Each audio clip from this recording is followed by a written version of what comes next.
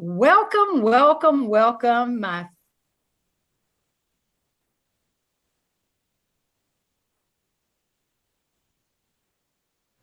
I'll put it in the chat. Okay.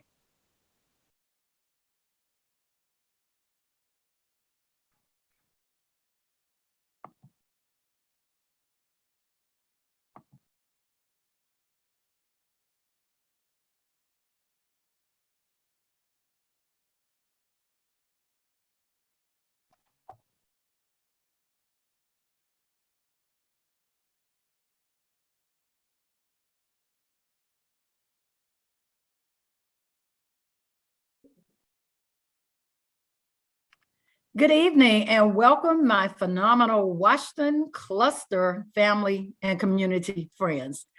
My name is Dr. Margaretha Woolfolk and I am a proud graduate of the Booker T. Washington High School. So I would like for you to be prepared to hear some wonderful, phenomenal information regarding universal screeners, our intervention block, the enrichment blocks, as well as securely. So sit back, take notes from our academics team, technology, and health and wellness. So now I will turn it over to Dr. Selena Florence. Good evening and welcome again, parents, to our family and cluster meetings. We are glad that you are with us tonight. Here are the norms for our meeting. Be polite and respectful to others. Ask questions in the chat. Stay focused on the 4 topics at hand that you just heard from Dr. Woolfolk, and be patient. Assume everyone is doing their very best. Our agenda for this evening, you just had your welcome. We'll do some introductions of the academics team. We will talk about our K-12 universal screeners, NWEA MAP, and the BASC-3 BESS. We will talk about intervention and enrichment, and also the Securely platform. We will also take questions from you and provide answers, and then also ask you for some feedback at the end of the session. So a little more about the Division of Academics. We are divided into 3 different departments and led by our Chief Academic Officer, Ms. Yolanda Brown. So my name is Selena Florence, and I am the Assistant Superintendent for Teaching and Learning, and I will let my colleagues introduce themselves. Good evening. I am Katika Lovett, the Assistant Superintendent for the Office of Student Services. And good evening, Washington Cluster. I am Aaliyah Henderson Rosser, Assistant Superintendent of Instructional Technology. Thank you. And so just a little more about the Division of Academics. So as I said, we have 3 different departments: Teaching and Learning, Student Services, and Instructional Technology. Within the Teaching and Learning department, there are several different departments, including Curriculum and Instruction, ESOL, DLI, and World Languages, Early Learning, CTAE and Signature Programs, Social Emotional Learning, or SEL, and JROTC. Within the Student Services department, we have Health Services, Student Supports and Intervention, Special Education, and Summer and After School Programs. Finally, within the Instructional Technology department, we have Media Services, Instructional Development and Design, Instructional Technology, and Virtual Programs, including AVA. At this time, I will turn it over to Dr. Lovett to talk to you about our strategic plan. Thank you. Our APS strategic plan serves as the anchor for our work, and much of what we're going to be talking about tonight, you will see embedded throughout the strategic plan. Next slide, please. Here you have our strategic priorities for 20 through 2025. They are fostering academic excellence for all, building a culture of student support, equipping and empowering our leaders and staff, and creating a system of support for our schools. Next slide. Now, from the APS strategic plan, we have developed something that we call the APS 5. And for the APS 5, these are 5 critical areas that we have developed that really drive the work of the APS academics division, starting with data. And we're utilizing data to drive all instructional decisions and ensure equitable outcomes for all students. For curriculum and instruction, we're implementing a rigorous and culturally relevant and linguistically responsive curriculum with fidelity in all core content areas and instructional best practices in Tier 1 instruction. For whole child and intervention, we're implementing a whole child system of supports that integrates social emotional learning, behavior, wellness, and a comprehensive academic intervention plan for personalized learning, We're utilizing flexible learning tools, technology integration, and targeted instruction to personalize learning for all students. And finally, signature programming. We are strengthening the implementation of signature programming across all schools. And our APS 5 really focuses on two of our strategic priorities: fostering academic excellence for all and building a culture of student support. Okay, I'll turn it back over to Dr. Florence to get us started with our first discussion. So our first topic for this evening is the NWEA map, or the MAP as we call it, which is our universal screener for K through 12. So a little bit about the purpose of our MAP growth assessments. It is a computer adaptive assessment, which just means that it gets easier or harder. The questions get easier or harder, depending on how your child responds. Students take the MAP assessment, the MAP growth assessment, in both reading and math. The MAP assessment is a part of our academic recovery plan for APS. It also serves as the first time that our system has had a universal screener for all students in grades K through 12. The MAP assessment is connected to our strategic plan, which guides us through 2025. It helps us to identify student learning needs at the school level, and also helps us to set and monitor student and school goals. The MAP assessment guides instruction and intervention plans, and also helps us to know how much students have learned and grown throughout the course of the year. So we will take the MAP assessment in the fall. We just took it in the fall. We'll take it in the winter again, and then finally in the spring. And so we'll be able to see how your student has grown from the beginning of the year all the way to the end of the year. The MAP assessment suite has two different components. So the first component is the MAP reading fluency assessment. This assessment is given to all pre-K through second grade students, as well as some third grade students. And it really is assessing foundational skills. So do students know their letters? Do they know letter sounds? Are they able to blend or decode small words? It's a 20-minute assessment that's given to students, and it helps teachers to be able to group students based on their specific areas of need. The MAP reading fluency assessment is available in both English and in Spanish. The MAP growth assessment is given to all students in grades K through 12, and it is taken for both math and literacy. It again helps us to see student growth over a period of time, and teachers can use the data to pinpoint specific areas of need for each individual student. The MAP growth assessment is also available in both English and in Spanish. So a little more about MAP growth. Remember, it's given to all of our K through 12 students. The questions get harder or easier depending on how the student responds to the questions. It measures what students know right now and also what they are ready to learn next. The MAP assessment measures both growth and achievement over a period of time. Students participating in the Spanish DLI program will take both the Spanish and English assessments this year. And our Spanish-speaking English learner newcomers, whose Spanish literacy is stronger than English literacy, will take the Spanish assessment. Our MAP reading fluency assessment, remember, it is given to all students in grades pre-K through second grade. It is an online assessment assessing foundational skills. It's an oral reading assessment for beginning readers through independent readers. It measures comprehension of material that is read aloud. Again, it's assessing those foundational skills that our early learners would have. It also uses speech recognition technology to allow students to speak into a microphone, and it scores them based on their recordings. So we finished our first MAP growth assessment on September 20th. So you should have seen at this point a family report come home with your student. So this is a sample family report, and it summarizes for you the key results from a given test term. So from this fall test term, you would have seen specific scores for your child in both reading and in math. It also provides data to show you if your student is on track as far as our Georgia Milestones assessments go, and also for the ACT and SAT. It provides you with strengths and weaknesses for your child, and it also gives you some specific next steps you can work on at home with your child based on the data. So again, this is a sample report, a sample family report. You see the questions at the top for you that give you a little bit more about the assessment. It also, you see the math portion of the family report with the average achievement for your child and the average growth. And then you see the same thing for reading, achievement and growth. Along with that family report, you should have seen a family guide come home for the MAP. And this family guide just gives you more information about the assessment itself. At the top, you see how the assessment works. So it helps you understand what your child is doing and how it measures growth for your child. The bottom part tells you about what it measures.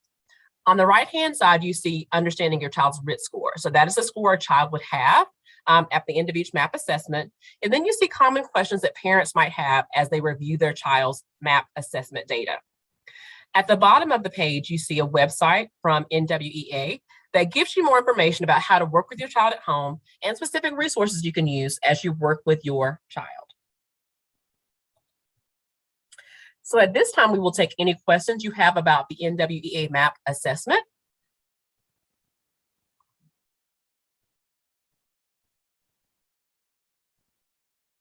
And we'll give you just a few minutes.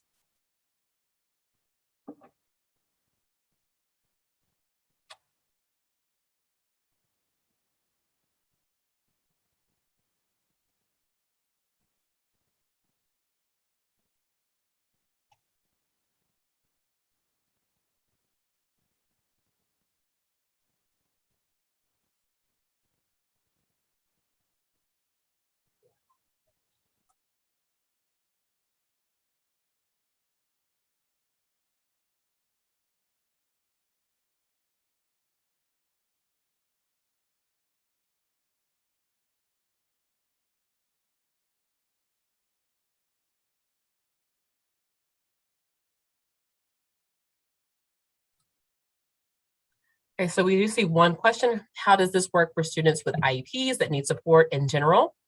And I will turn that over to Dr. Lovett to speak to that question. Thank you for that question, Dr. Florence. So we're looking at the MAP in terms of students with disabilities. The first thing that we should note is that for those students who are receiving supports in our interrelated programs, that's students that receive supports in either resource classes, or they may be co-taught, or maybe even receiving consultative services, those students would actually receive the MAP test. And so they would have the same access to those scores. They'd have the opportunity for us to measure their growth and provide the additional supports and interventions as needed from their teachers. So that's the main thing, that they would have access to the test in the same way that a general education student would. Now, for students who have IEPs, for instance, who may have more significant disabilities or more moderate disabilities who are not served in the interrelated setting, maybe students who are in our regional programs, they would actually not take the MAP assessment. These are students who are traditionally in our classes that may take the Georgia Alternate Assessment, or the GAA. Those students would not actually take the MAP. So the MAP, again, is for those students who are in our interrelated programs. They are accessing that general education curriculum. They are receiving those supports either in a resource classroom or in the interrelated setting, be it a co-taught classroom or a consultative setting. Those students would have access to the MAP with all the things that you just heard Dr. Florence go over and share. They would still have the access. They still have the appropriate access to needed accommodations as well.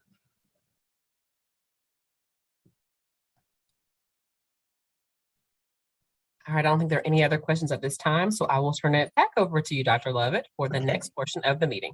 Okay, and thank you for that. So for the next piece, I'm excited to share with you the BASS-3 Behavioral and Emotional Screening System. This is the district's first universal screener for behavior or social emotional health, or universal or mental health, maybe. You've heard us probably describe it many different ways, but nonetheless, I'm excited to bring up Dr. Shannon Hervey, who is our Director of Student Intervention and Support, and she's going to do an overview with us this evening and talk to us a little bit more about the BASS-3 or the BESS. So Shannon, I'll turn it over to you at this time. Thank you, Dr. Lovett, and good evening, Washington Cluster. The BASS-3 BESS screens for a variety of behavior and emotional disorders that can lead to adjustment problems. This tool is a quick and efficient way to screen students ages 3 to 18 for behavior and emotional risks. Next slide. So you may be asking, why screen for social, emotional, behavioral health?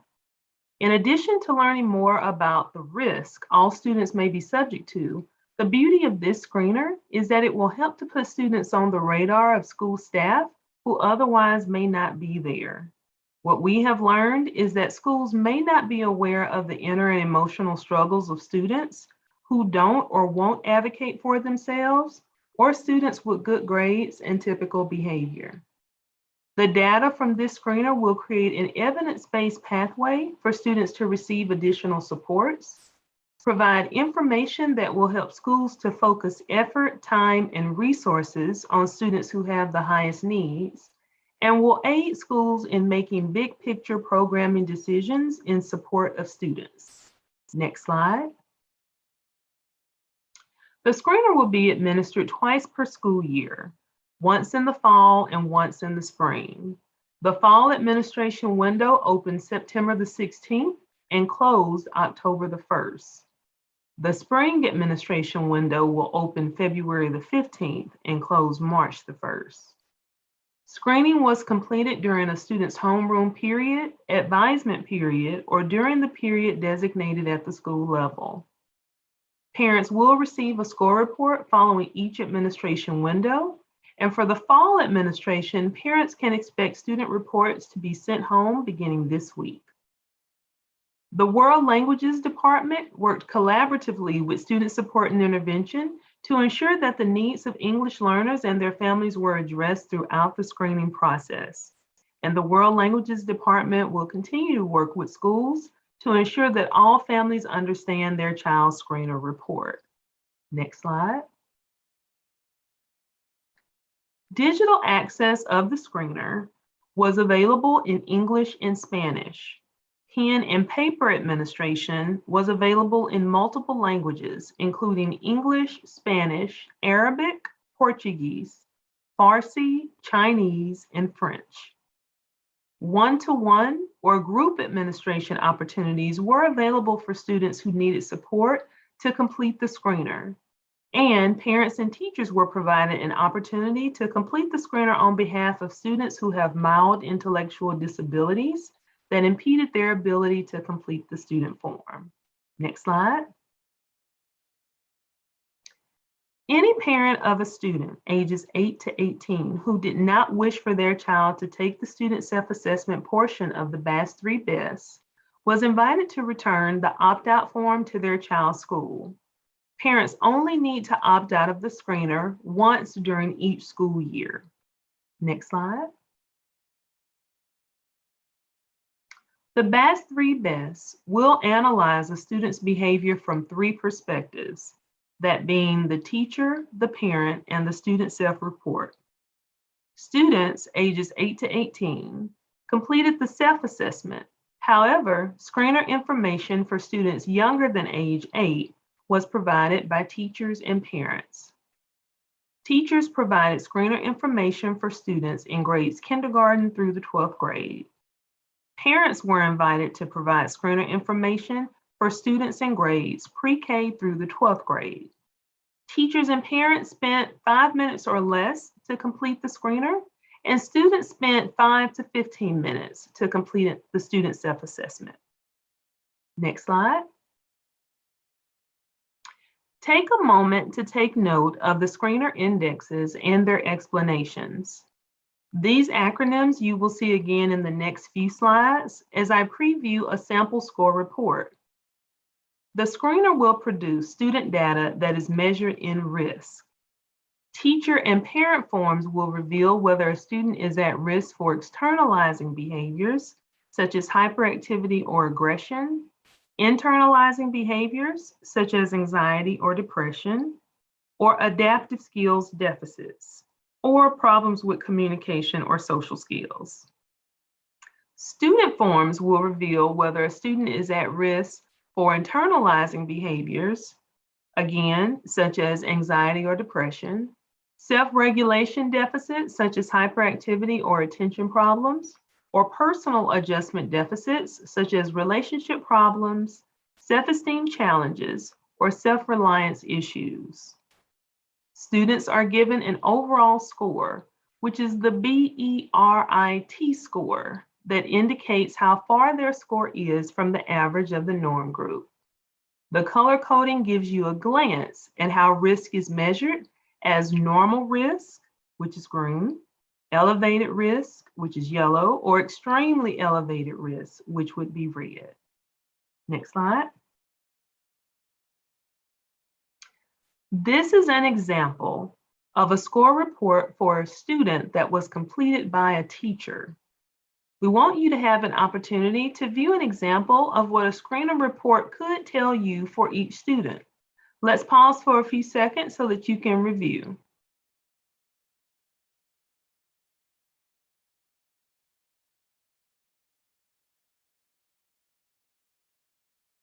The next few slides will provide more information and explanation of the individual components of a score report. Next slide. Let's start by taking a closer look at our sample report. At the top of the score report, you see who the rater or respondent was, the validity index summary, and the assessment results at a glance. If you look in the column that says assessment results, you see the BERI, or the Behavioral and Emotional Risk Index, which indicates how far away from the norm average your student scored. Remember the color coding that I referenced earlier.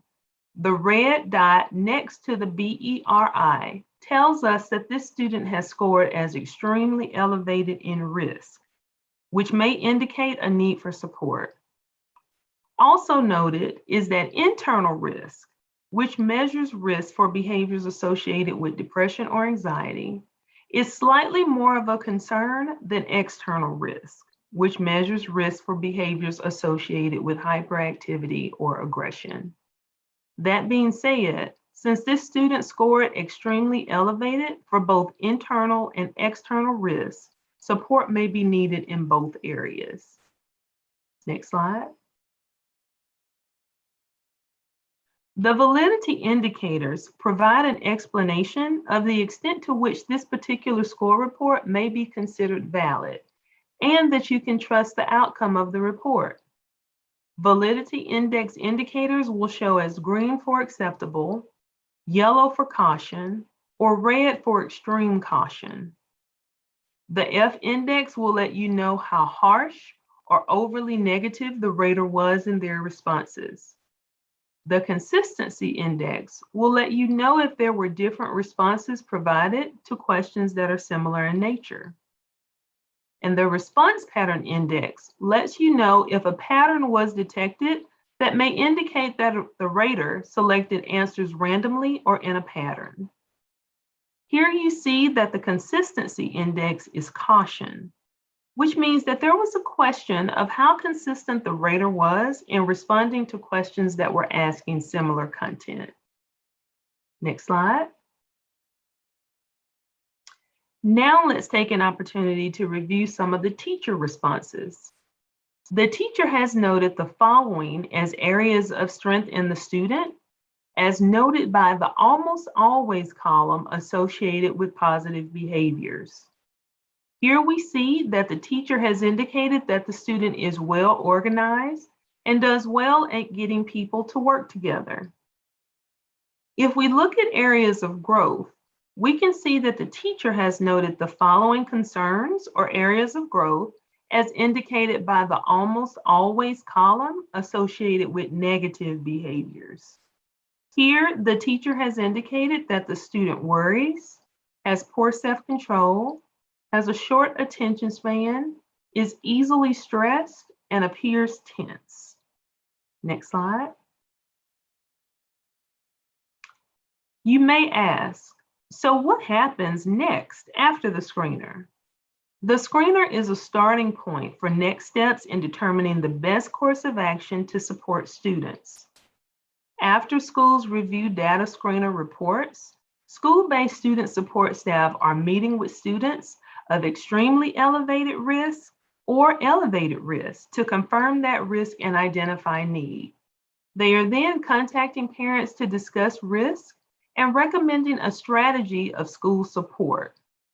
They will then support the student in a manner that's agreed upon by the school, the parent, and the student. And then last but not least, they would monitor that student's progress. Next slide. There are many interventions that schools have access to and can use.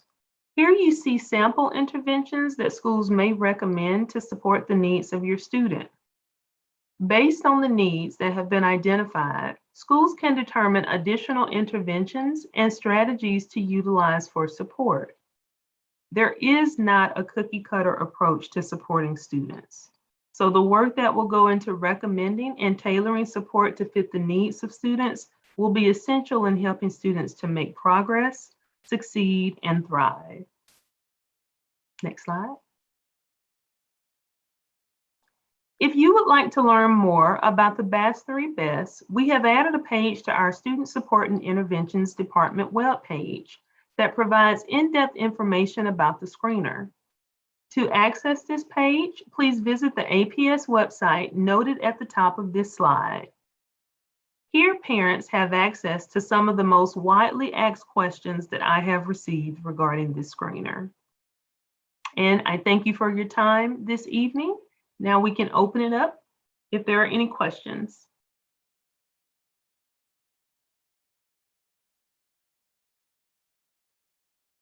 Okay, so I do see one question here from Ms. Balil. What happens if parents miss their opportunity to do the parent screener? Can they go in and do it or wait until the next time? And so for right now, our screener window for the fall has closed. It closed on October the 1st. So if you missed your opportunity as a parent to provide that screener information, then absolutely once the screener opens again in the spring, please do go in and provide that information.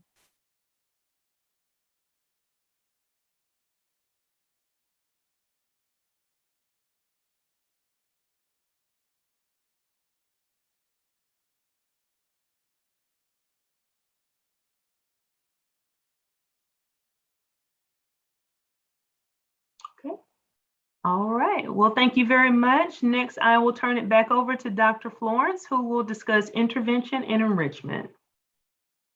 So good evening once again. I want to give you some information about our intervention and enrichment block, class, or course.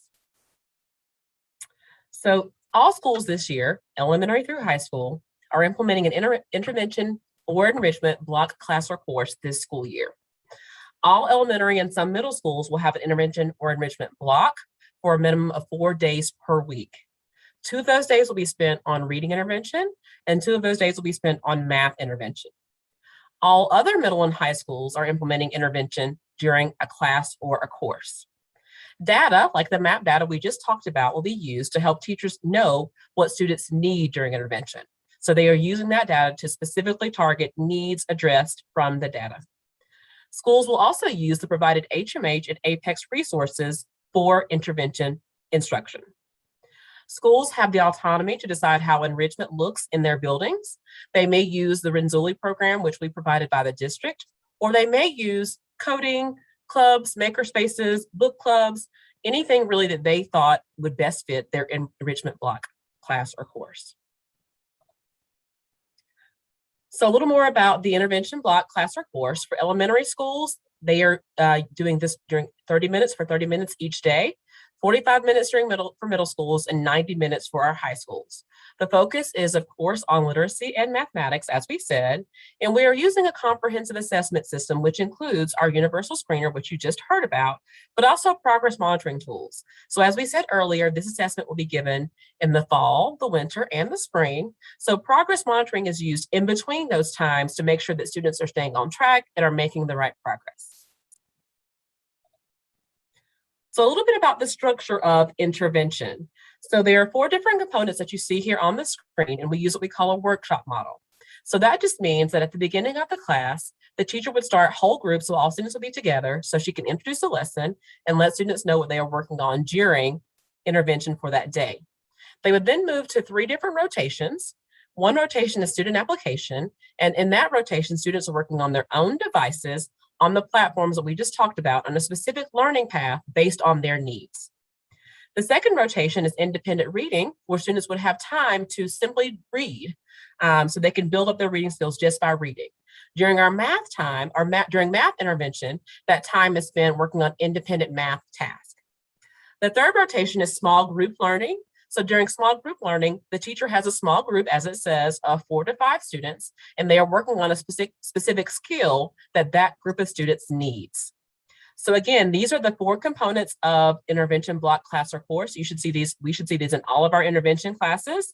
It's whole group, starts with whole group. Students go to 3 different rotations. They have time on their device to work on their learning path. They have time for independent reading or independent math tasks, and they have time with the teacher in small group. At this time, I will turn it back over to Dr. Henderson Rosser. If you have questions about intervention, please put those in the chat and we will answer those at the end of Dr. Henderson Rosser's session. All right, good evening. Thank you all for hanging in with us. This is our last segment and it is about Securely. It is the parent app that we currently have in Atlanta Public Schools for your child's issued device. So I do have a couple of questions for you. Have you ever wondered if your student is on task on his or her laptop? And do you want to make sure that your student is navigating the appropriate websites to accomplish his or her homework?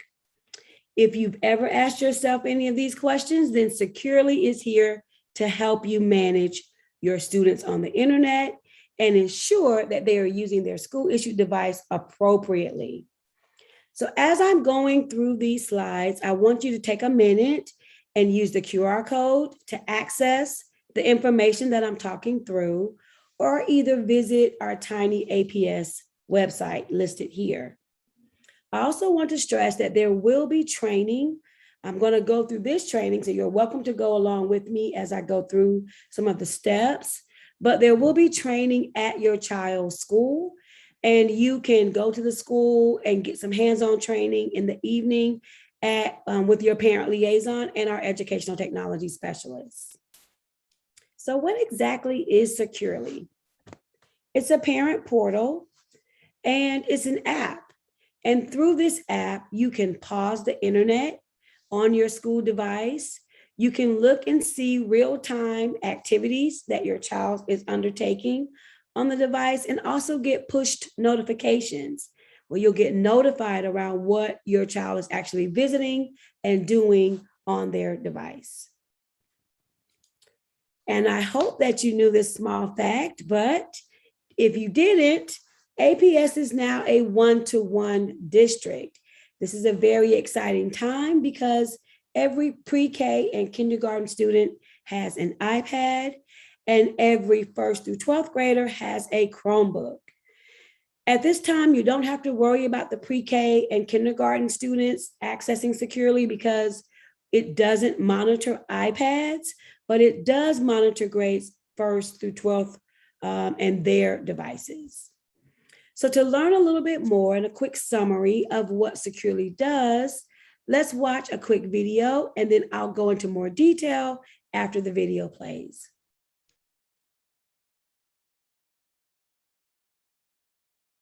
You booked a cozy Verbo mountain cabin with a kitchen where everyone can chef. But the thing Every time a school chooses Securely, a multi-layered digital defense is put in place. That's why we're so excited your school has chosen Securely and entrusted your child's online safety to us. Whenever your student is on their school device, we're at work behind the scenes protecting them from inappropriate content or flagging activities that might point to self-harm or bullying. Think of us as your extra set of eyes, keeping kids safe in the digital world. In an effort to make your child's online experience as positive as possible, Securely makes it easier for parents to be looped in by providing you with a weekly email, including a snapshot of your child's online activity. But that's just the beginning. Once you download the Securely Home app, you'll have the ability to view a live feed of your child's online activity, including what sites they're visiting and what searches they're making. With Securely Home, you have the option to enable push notifications and receive alerts for any flagged activities, such as self-harm or bullying. But Securely's Home features don't stop when your child leaves school. When school devices come home, the Securely app makes it possible for those devices to play by your rules. Choose to filter your own set of websites and categories. Even hit pause on the internet if you need to. Plus, you're able to set an automated offline schedule for the internet, perfect for dinner or bedtime. For now, be sure to keep an eye out for the email from us containing a download link to the Securely Home app, plus instructions on getting started.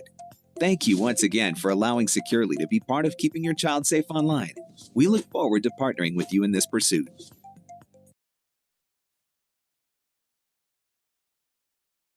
Okay, great. I'm glad that we were able to get a quick overview of what Securely does. And if you are following along, you can go, and you haven't downloaded Securely quite yet, there's an email that's currently sitting in your Infinite Campus email address that's listed there in Infinite Campus. That's how you access the email and to get the information to download Securely and put in the proper information to access your student's device. Now, if you need to change anything and update your email address in Infinite Campus, I'm going to walk through those steps right now. Again, you have access to this through the QR code, so you can follow along at a later time. Now, to update any contact information, you would click on the More menu, select Family Information, and click Update next to the family member whose contact information you want to change. The screen will look like this. And find the update contact information there. You can put in phone numbers, you can put in an email address, and then click the blue update button. Once that happens, you will receive an email on how to set up your Securely Parent app. So now that the address has been updated, you want to navigate to the iTunes Store or the Google Play Store on your phone, or you can access this via the web. And so once you download the app, you'll see on the next few slides what the application actually looks like. So this is our home screen. You will find on the home screen an activity feed of all of your students' activities. Any rules that you've set up as a parent will be in the rules section. If there are flagged activities that you may need to be aware of, it will fall under the flagged activity area. And also any offline schedules that you may set will be listed here. You'll have the ability to pause the internet on your child's device from this screen as well. If you see those two buttons, those two dashes there, it says pause internet, click that, internet is paused. Now let's take a moment to go through each of these menus. Here is the activity feed, and it provides real-time activity around what your child is doing online. You can switch between multiple users, and in the upper right-hand corner, you can search and filter any of the activities. Under flagged activities, this is a really important piece because the Securely AI will flag anything that may seem harmful or may sound like or look like bullying that your child may be experiencing. So it will notify you that there may be potentially some serious activities related to either one of those issues, and it will let you know and flag that activity for you. In the rules section, this is something that you can control. Here you may want to say that the internet should be paused between 5 and 7 o'clock. That's family time, or that may be time for them to go read a book, play outside, eat dinner. You have the option to set that every single evening, and it will automatically not allow the device to access the internet at that time. You can also allow certain websites and block certain websites here. So you can set those rules there, and it happens for you automatically. Again, this is what the offline schedule looks like. And if you want to pause the internet in real time, you've got that option as well. Okay, by default, Securely will send you a summary email report every week of your student's activity. You can see the sample email there on the screen. Now, if you would like to not receive these emails and it becomes a little bit of a burden, you can opt out and unsubscribe. So that concludes our overview of the parent app. Here's the QR code once again, as well as our tiny APS site. You can take a screenshot of this and access it later. You will find on that site these 5 easy steps on how to set up your account. I hope that you get really familiar with these tools and they help to ensure that your students become model digital citizens. and they use their school-issued devices appropriately every day and are focused on successful academic progress. At this time, we'll take any questions that you have around intervention or securely.